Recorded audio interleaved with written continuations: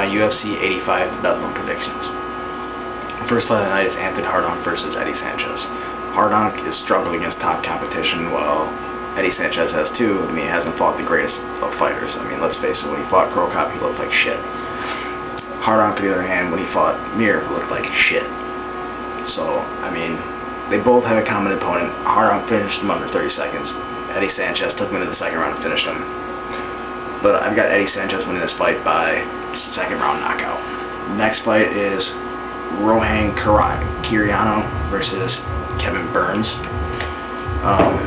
Kiriano has fought some good he's fought and beat some good people in the UFC like Tony D'Souza and Rich Clemente. I mean, but he's also lost his really good bad loss he's had to likes of John Fish, Rio Shonen, and Anderson Silva. So I mean, that's saying something. I mean, Burns hasn't really fought anybody that good. I mean, he's got 3 submissions on his record. I mean, he's 4-1, so he's not that bad. But I've got Shonen winning by 3rd round submission because Kevin Burns has not been in the 3rd round in any of his fights.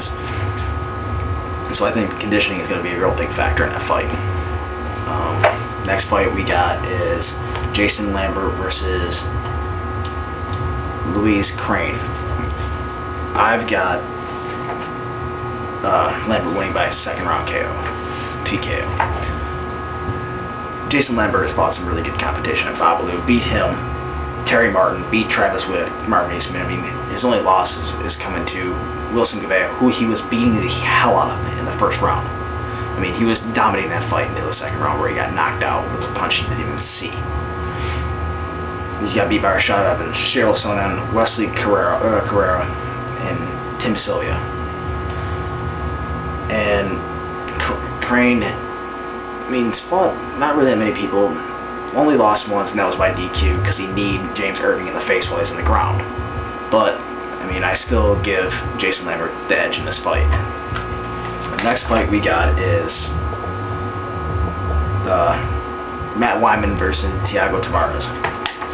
I've got Tavares winning by 1st round submission. I mean, when you look at Wyman's past victories and past losses, I mean, he hasn't really fought anybody that great. And, I mean, if you look at his losses, I mean, Spencer Fisher and Ryder Huerta, 2 top lightweights. I mean, if he's lost to those guys, but I mean, hasn't really fought anybody else. I mean, what's his name? Michiro Oganawa. I mean, they both have fought them, they both couldn't finish him.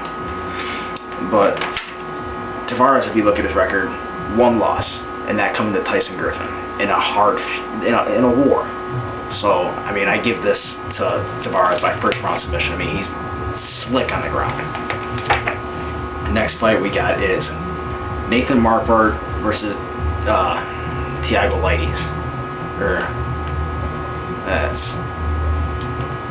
Talis Leites, and I've got Nate winning this by GD. I mean, Leites has never been finished, and they're both masters on the ground.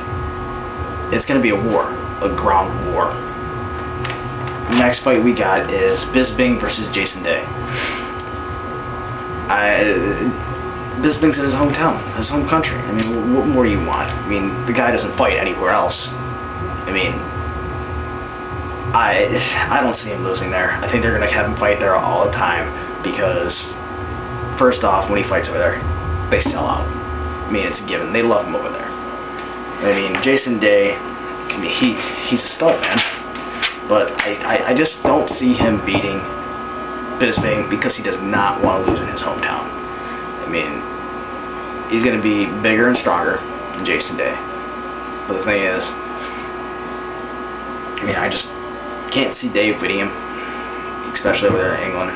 So I think he's going to come out and beat him in the 1st round by TKO. So that fight's Bisping, 1st round TKO. Next fight we've got Campman and Rivera. Martin Campman and Jorge Rivera. Campman's been off for, was it like over a year with that knee injury? I don't remember exactly what he did, but he was slated to fight. Rich Franklin had to pull out of the card because of a knee injury.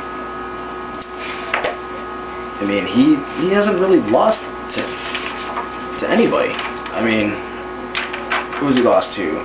Andrei Semenov? Andrei Semenov's good. He's no joke.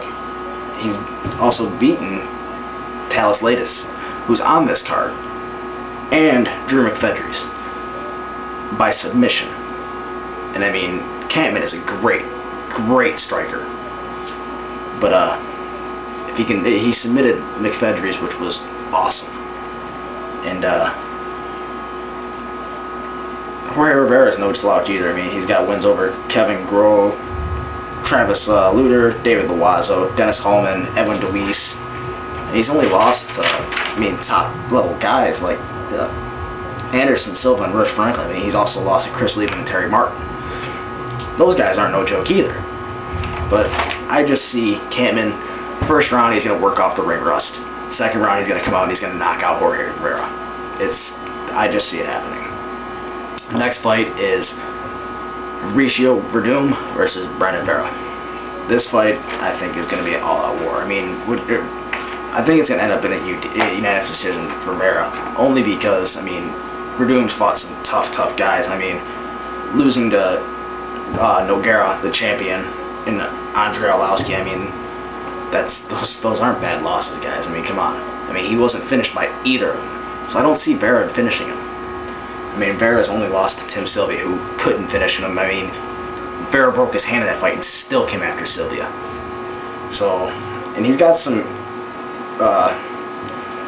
good wins with wins over Frank Mir, Cirio Silva, and Mike Whitehead. So, I mean, he hasn't fought that bad a competition. I mean, he's fought some good people. And so I got Brandon Vera winning by unanimous decision. Our next fight is Marcus Davis versus Mike Swick. Oh my God. This fight has the makings of fight of the night. I've gone back and forth and picking the winner in this. I mean, Marcus Davis looks like he could be. If he wins this fight, I say they have to give him the next title shot. Forget BJ Penn jumping up in weight to fight GSP. Give Marcus Davis the next title shot. I mean, he's just been an animal.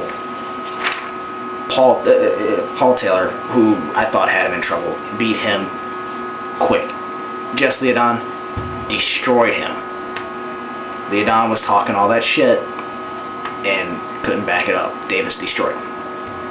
Swick, on the other hand, came off a pretty lackluster performance when he fought Berkman, because Berkman didn't want to stand and trade. Let's face it.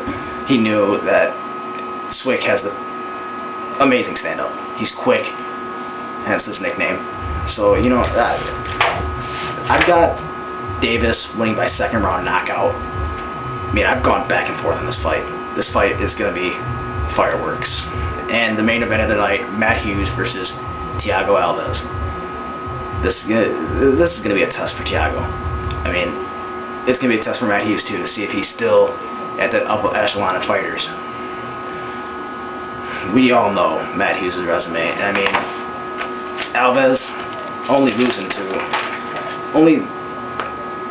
his notable losses are only to top-level guys like John Fish and Spencer Fisher when he first came in. I mean, Carl Friesen, Chris Lytle, Marcus Davis.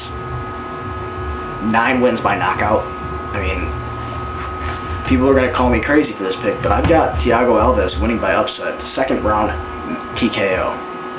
Alright, so let me get some feedback from you guys. Let me know what you guys think about my picks. That's my picks for UFC 85 best.